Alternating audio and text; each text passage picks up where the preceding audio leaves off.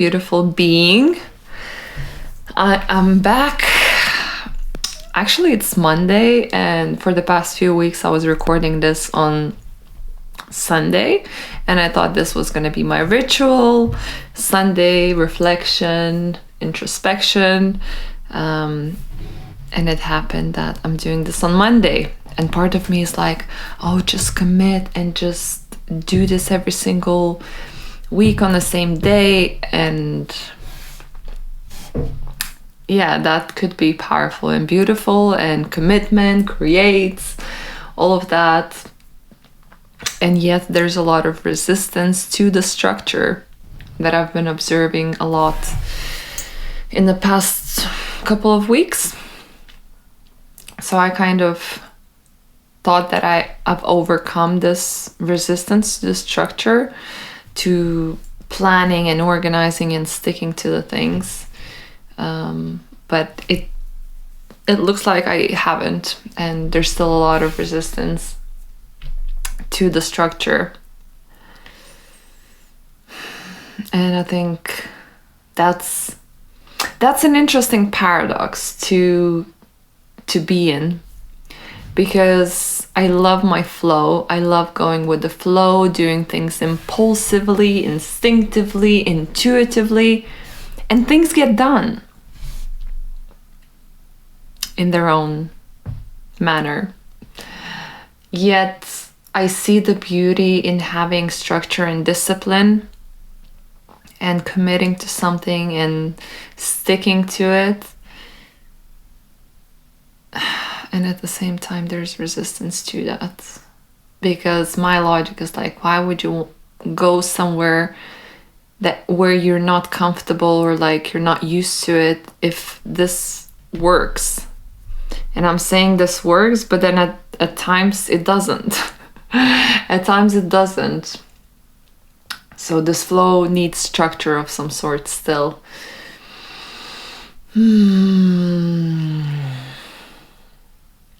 So end of the month, beginning of the next month, setting some new goals, creating some new structures, and recommitting.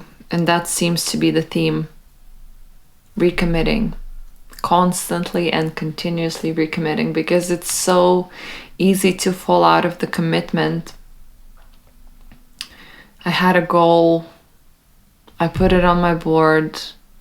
I was with it for some time, and then I forgot it, and it just disappeared. And it's also that thing of like, if you don't cultivate something, whether it's a habit, whether it's a routine of some sort, if there's not a strong commitment to being with it every single day, then it's not gonna exist. It's not gonna be alive.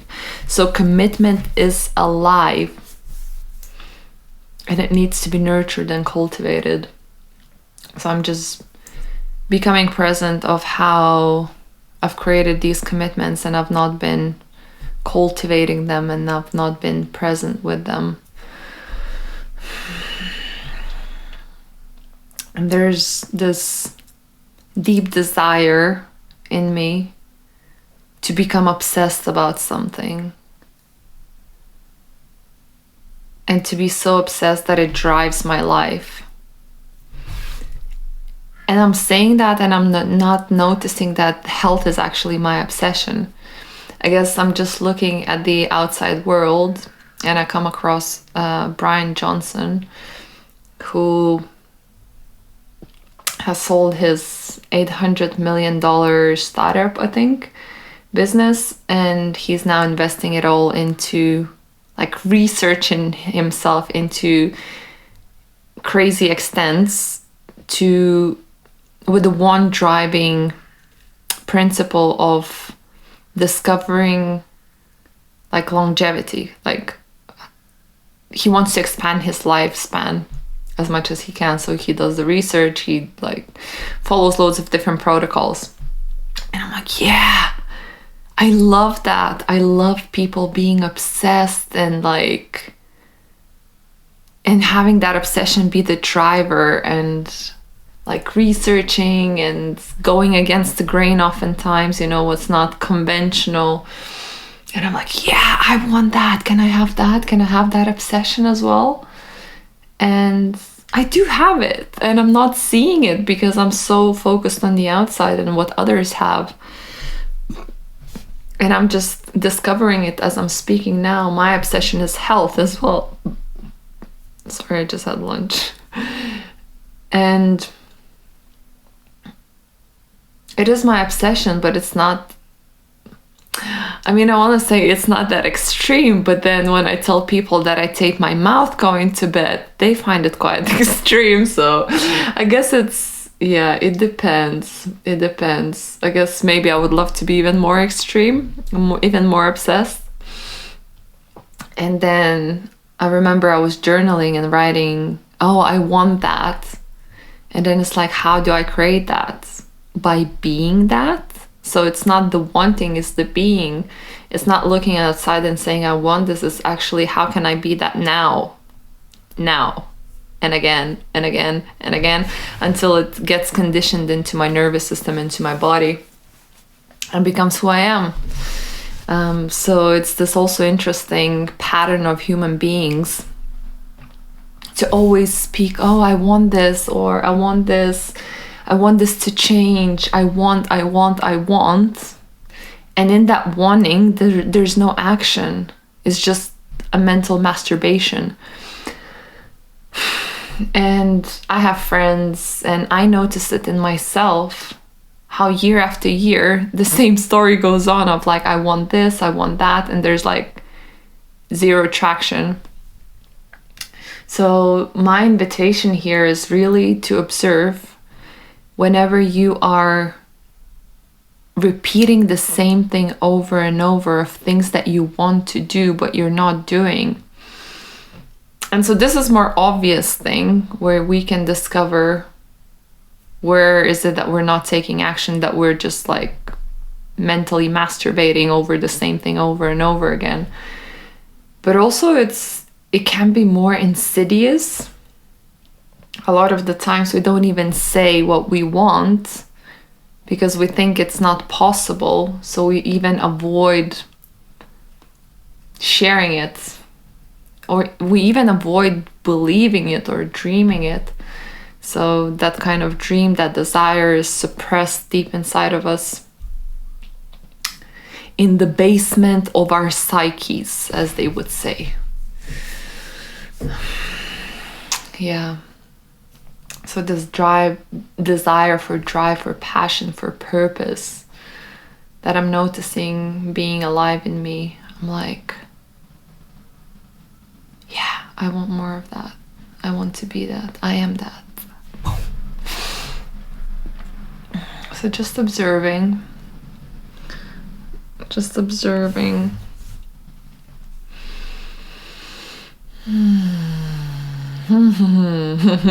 just closing my eyes and seeing what resurfaces, what wants to be expressed. And something came up and I'm like, do I want to speak about this? Should I withhold this next thing?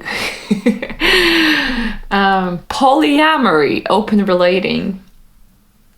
That's been a very recent subject that I stumbled into,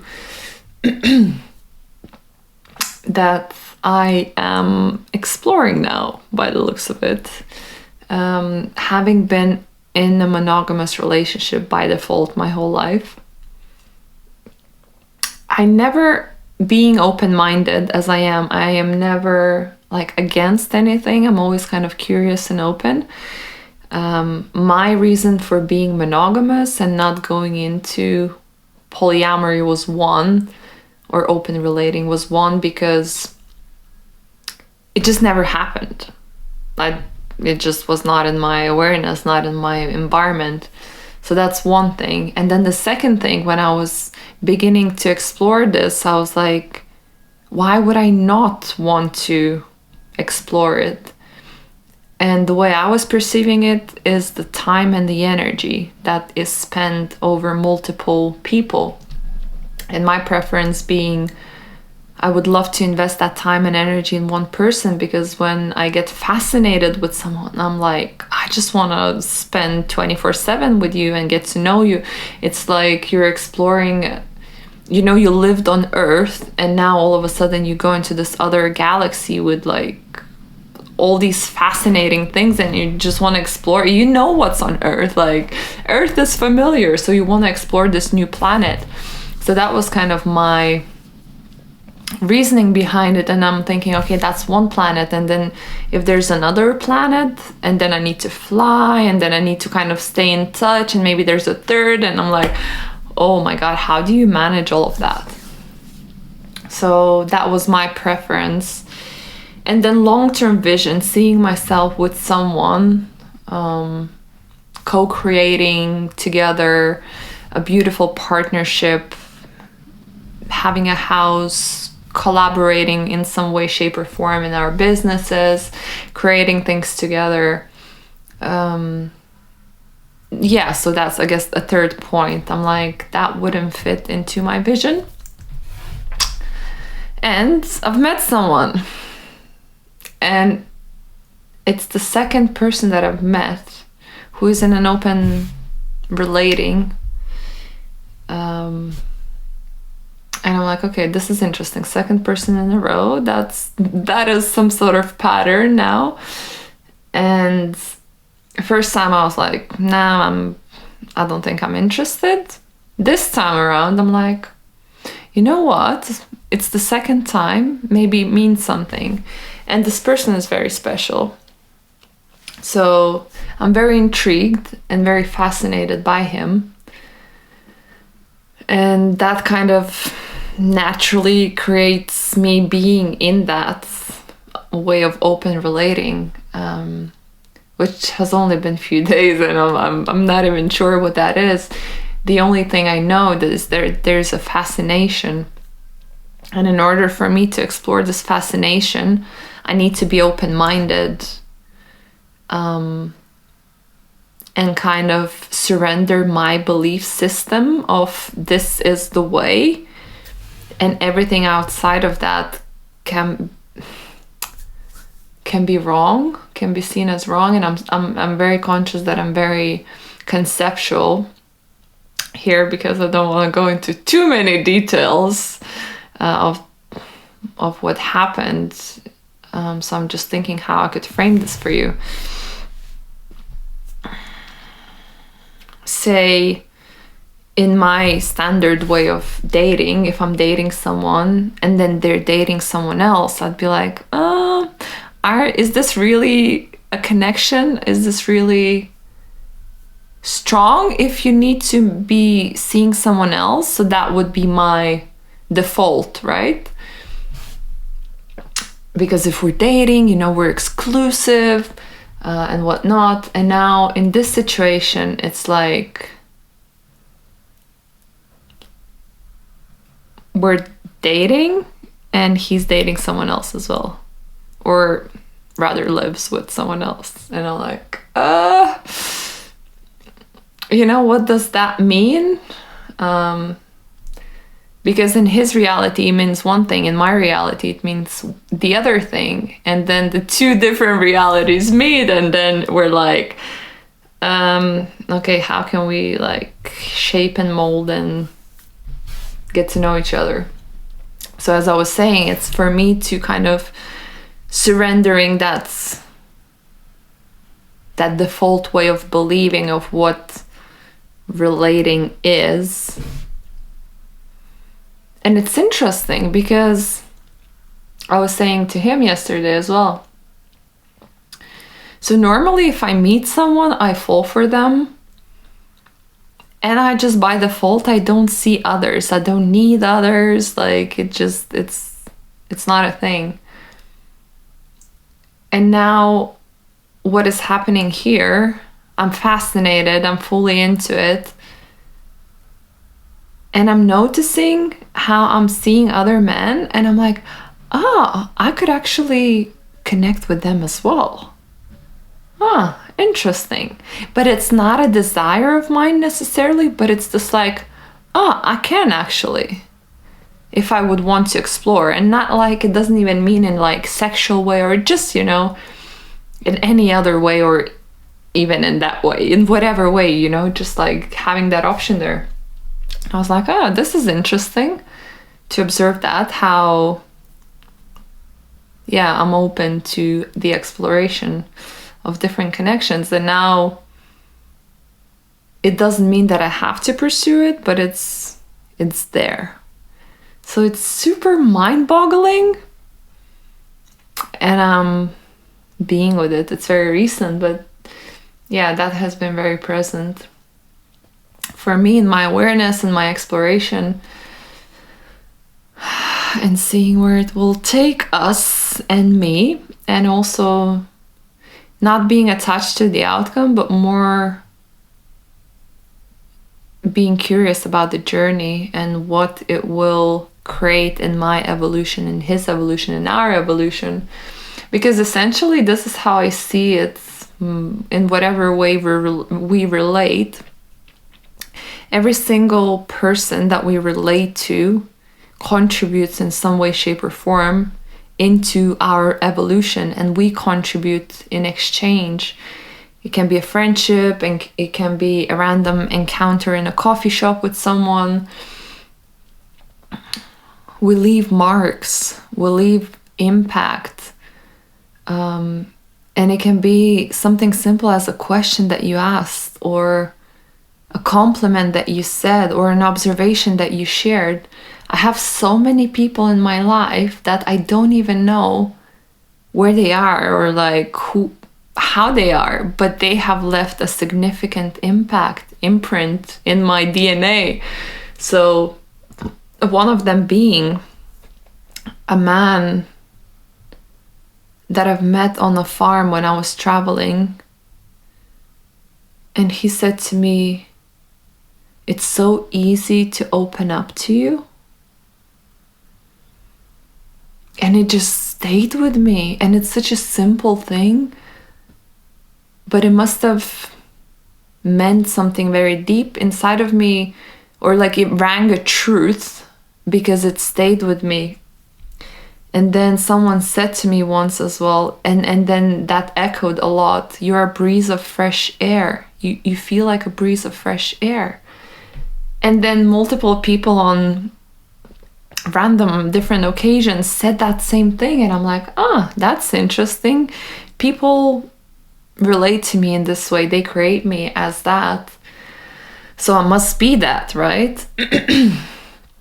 So as I was saying, any kind of form of relationship or relating or connecting is a contribution. So we're almost like we're contributing to each other, contributing to each other's lives, whether that's a significant impact, like having a conversation with my coach that creates that light bulb moment that forever changes the trajectory of my life, or whether that's a short conversation in a coffee shop with a stranger that I still remember, and so many of them actually, that were like angels at just the right time when I needed them to create a beautiful, memorable experience for me, especially in times where I was struggling and distressed, sitting in a coffee shop, I'm about to break down and cry.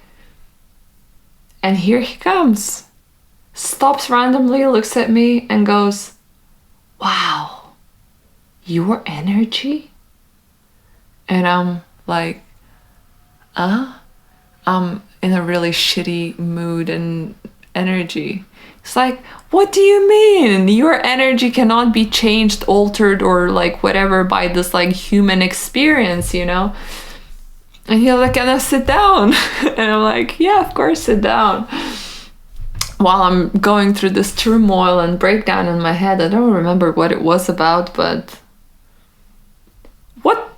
it was quite surreal what happened. He took my arms and he was like, "Close your eyes," and he guided me through this like fuck knows empowering, beautiful visualization. saying how powerful, how beautiful I am, and I'm just, tears are pouring down my face. I'm just having this massive emotional release.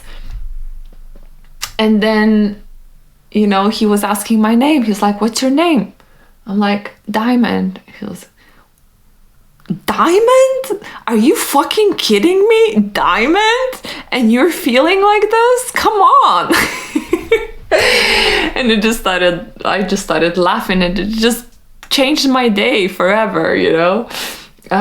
This person I'm still in touch with, but I'm just saying there's so many subtle interactions. This one was quite big, but in general there's so many subtle interactions in our lives that can both positively or negatively impact us.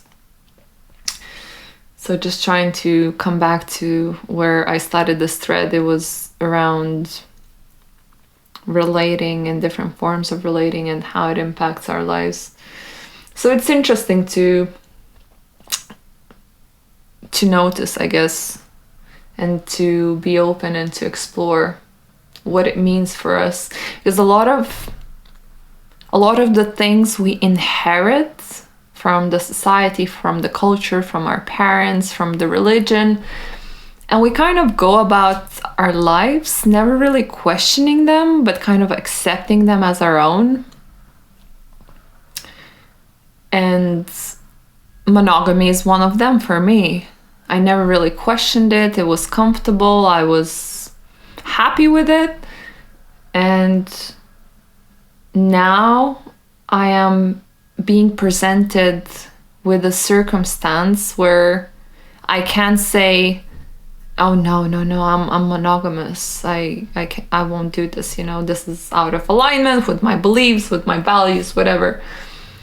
But I'm pausing and I'm asking myself, you know, can I be open to explore? What does that really mean to me? But I've never been there. So what if I will try and I will say, fuck, you know, this was like my whole life, what's been missing. But if we're fixed-minded and we're not open to looking at different perspectives, we'll never discover what it is actually true to us, because we will still follow the default of our experience of what we've inherited.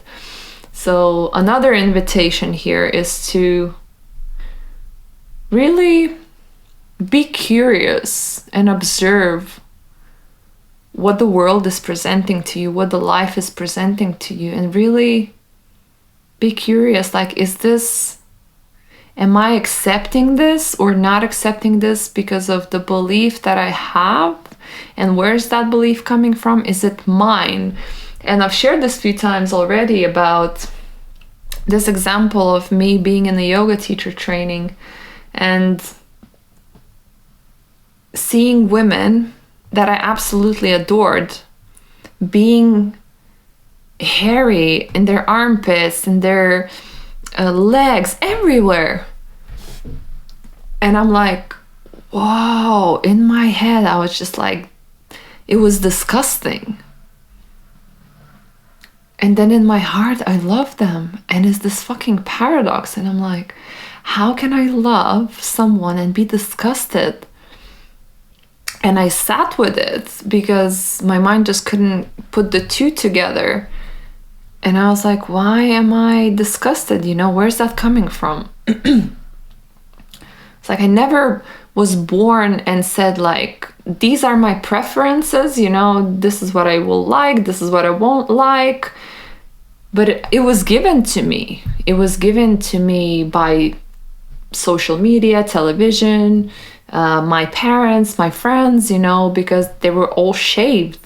And that's the norm, right? That's the default. That's the beautiful woman. That's the image that we've created of a perfection of some sort. And I was like, oh, okay, so if this is not mine, then I can just drop it. I can leave it. Like, I don't have to believe it. And that for me was one of the most powerful experiences in terms of discovering how the beliefs work, how the judgments work, in a way that they're not ours. We inherit them, we acquire them, we unconsciously sublime. Forget the word. We're unconsciously kind of accepting them. And so it's important to notice that and to question. And so when I came to this conclusion, I was like, if it's not mine and I can drop it, then what if I will grow my hair? And I did. And it felt weird and it felt uncomfortable.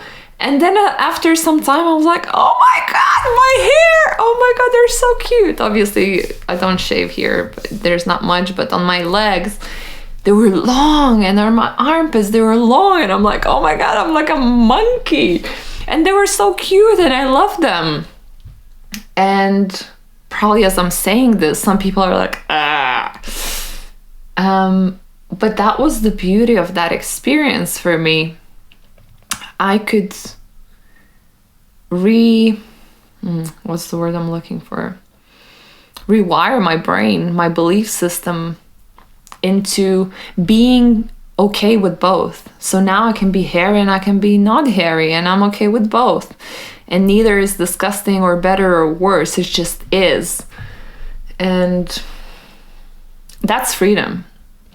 That's the ultimate freedom of life, where you're not tethered to a belief, to a judgment, to a way of doing things, but you have your own sovereign choice because you've experienced what it means for you. And it beautifully ties in with the open relating that I was talking about as well. So now I am free. I mean, I'm not yet free in there, but this is what I'm getting into. I'm like, let's explore the life on the other side. And what does that mean experientially? Because a lot of the times we conceptually say, oh, this is yes, this is no, but we've not experienced it and we already disregarding it.